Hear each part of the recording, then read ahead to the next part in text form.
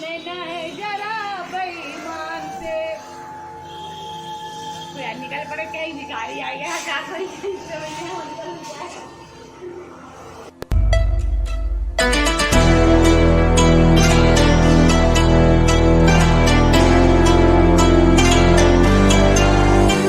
से कमेंट कि मुझे लगे कि हाँ मुझे अपने बारे में बताना चाहिए तो बताऊंगी, वरना नहीं बताऊंगी। और अपनी बात को जो मैं सभी लोगों तक पहुंचाना चाहती थी वहीं समाप्त कर दूंगी और अपनी बात को किसी से नहीं कहूंगी। ओके,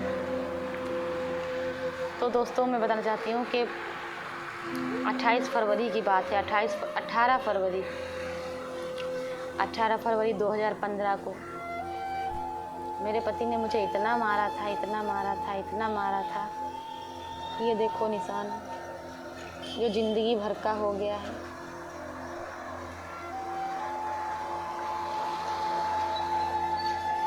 ये मुझे ईंट मारी थी,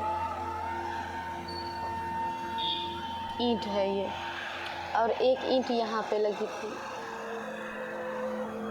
ये एक यहाँ पे है। 3 निशान है, 3 ईंटें मारी, 3 जगह पे ईंट मारी थी।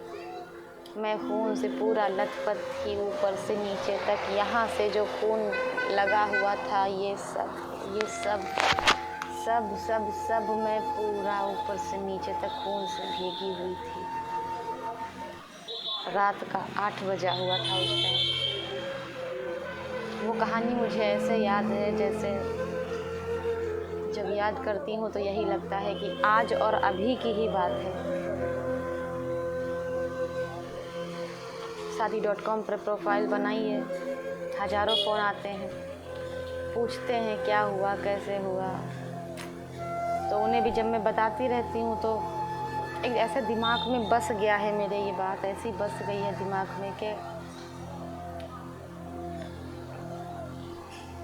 लगता है कि मैं ज़बान से शब्द अपने आप ही निकलने लगते हैं जब बताना बोलना शुरू करती हूँ। तो 8 बजे का टाइम था, लड़ाई झगड़ा हुआ। लड़ाई झगड़ा किस बात पे हुआ? लड़ाई झगड़ा इस बात पे हुआ कि मेरा हस्बैंड किसी से नहीं, बहुत लोगों से बात करता था, लड़कियों से, और बात कर भी रहा था। जब मैं देखती और कहती तो कहता नहीं, मैं लड़कियों से बात नहीं करता हूँ, नहीं कर रहा हूँ। जिस दिन पकड़ लेना बात करते हुए उस दिन कहना। उस दिन मैंने उसे पकड़ लिया था बात करते हुए। मैंने कहा मोबाइल दो, मैं देखूंगी तुम किससे बात कर रहे हो। तुम रोज़ रोज़ मुझे बेवकूफ़ बनाते हो, आज मैं देखूंगी तुम किससे बात कर रहे हो। इसी बात पे मारपीट हो गई क्योंकि मैं उस दिन उसे पकड़ लिया था बात करते हुए। उस दिन वो चिढ़ गया था इसलिए, और उसने मुझे मोबाइल नहीं दे रहा था। जब मैं मोबाइल छीन रही थी तो उसने मुझे एक झापड़ मारा। झापड़ इतना तेज़ लगा कि मेरी आंखों के सामने सब अंधेरा हो गया, और क्लेचर लगाई हुई थी, क्लेचर टूट गया, बाल सब बिखर गए, और ऐसे झापड़ मारा, अंधेरा हो गया मेरी आंखों के सामने और कान से सुनाई देना बंद हो गया।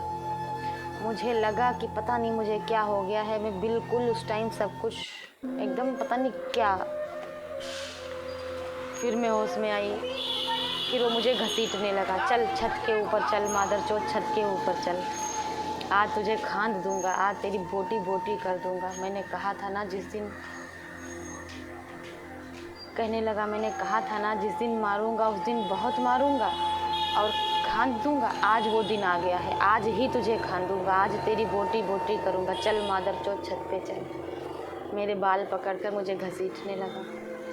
मैं भी जानती थी कि ये मारता है, बहुत मारता है, और मुझे भी लगने लगा था कि आज ये मेरी ज़िंदगी का आखिरी दिन है। इसलिए मैंने भी कसम खा ली थी और सोच लिया था कि आज मैं छत के ऊपर नहीं जाऊंगी, क्योंकि छत पे मैं 2 मंजिल पे रहती थी। ये बात जो है जहाँ पे ये घटना हुई, वो घटना मैं 2 मंजिल पे थी, वो नीचे वाले फ्लोर की ये बात है।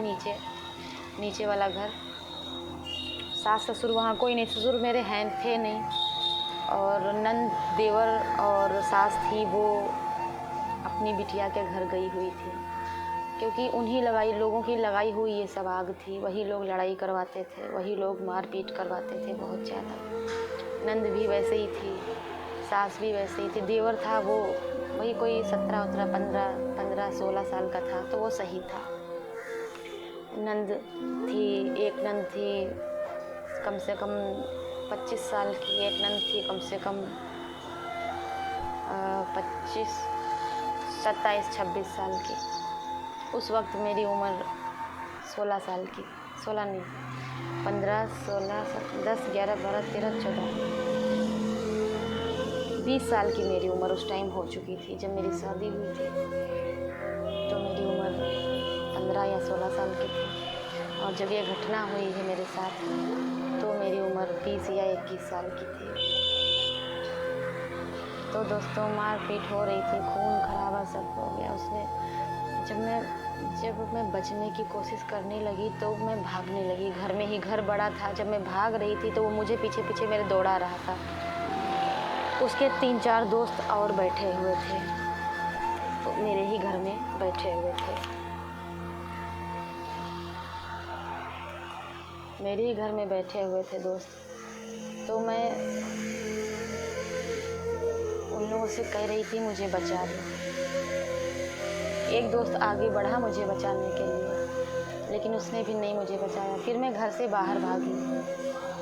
घर से बाहर भागने से पहले मैं ये सोच रही थी, अल्लाह दरवाज़ा खुला होगा बाहर वाला या नहीं, क्योंकि मैं अगर कोशिश कर रही हूँ घर से बाहर भागने की और मैं नहीं भाग पाई, दरवाज़ा कहीं बंद हुआ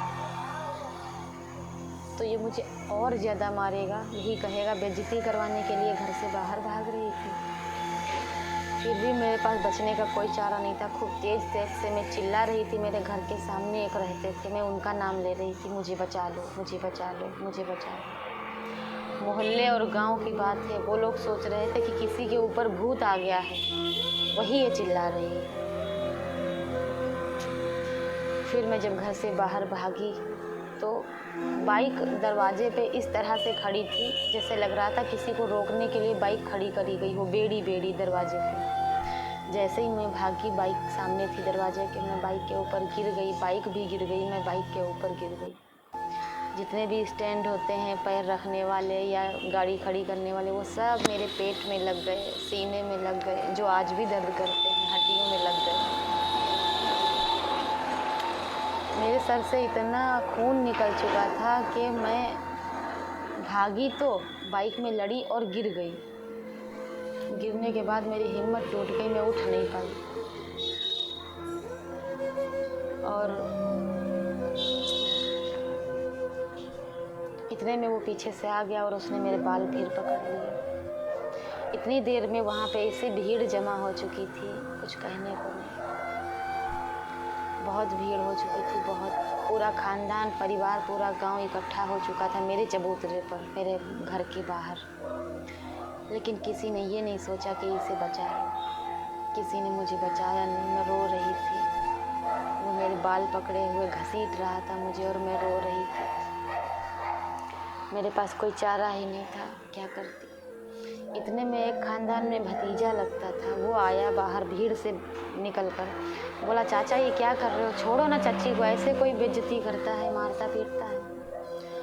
उसने मेरे बाल छोड़े और ऐसे मुड़ के देखा। इतने में मैं भागी, मैं उठी हिम्मत करके। हिम्मत तो नहीं हो रही थी, लेकिन जान बचाने के लिए मेरे अंदर हिम्मत आ गई। मैं उठी और भागी। मैं भागी कहाँ थी? मैं भागी थी वहाँ जो लोग मुझे, लड़ाई जब हुई थी तो मुझे फ़ैसला करवा के वही लोग लेके आए थे। उन्हीं लोगों ने बोला था मेरी जिम्मेदारी है, चलो अगर कोई बात हो तो मुझे बताना। तो मैं उन्हीं के घर भागने की कोशिश कर रही थी, उन्हीं के घर जाने की। लेकिन उनके घर के 2 दरवाजे थे। मैंने देखे थे 2 दरवाजे हैं, लेकिन 5 साल हो गए थे शादी के, कभी मैं उनके घर नहीं गई थी। तो ज़्यादातर जो दरवाज़ा उनका था जिससे ज़्यादा आना जाना होता था, वही दरवाज़ा मैं जानती थी ज़्यादा। और मैं उनके घर कभी नहीं गई थी। जब मैं बाहर निकलती थी बोरखा पहन के, तो बाइक पे, गाड़ी पे बैठ के जब मैं घर से निकलती थी बोरखा पहन के, तो उस रास्ते से निकलती थी। मेरे घर के सामने गली थी, गली के बाद वाला उनका घर था। रोड थी, रोड के पड़ोस में किनारे पे घर था। तो मुझे ये मालूम था कि ये दरवाज़ा है, इसीलिए मैं उसी दरवाजे की तरफ भागी और भागी तो इतना खून निकल चुका था, इतनी मैं कमज़ोर हो चुकी थी कि मैं दरवाजे के बाहर चबूतरा बना हुआ था। चबूतरे पे जैसे ही मैंने पैर रखा और मैं गिर पड़ी। इतनी हिम्मत नहीं कर पाई कि मैं चढ़ जाती ऊपर। 1 फुट ऊंचा चबूतरा था, मैं चढ़ नहीं पाई और मैं गिर पड़ी। वो मेरे पीछे था मेरा पति, वो फिर आया, उसने मेरे बाल फिर पकड़ लिए। फिर वो मुझे घसीटने लगा। रात का 8 बजा हुआ था, जाड़े का टाइम था, 18 फरवरी था, जाड़ा भी था। मैं सिर्फ एक सूट पहने हुई थी, स्वेटर नहीं, कोई दुपट्टा नहीं, कोई शाल नहीं, और मैं थर थर काँप रही थी। वो दिन आज भी मुझे याद है।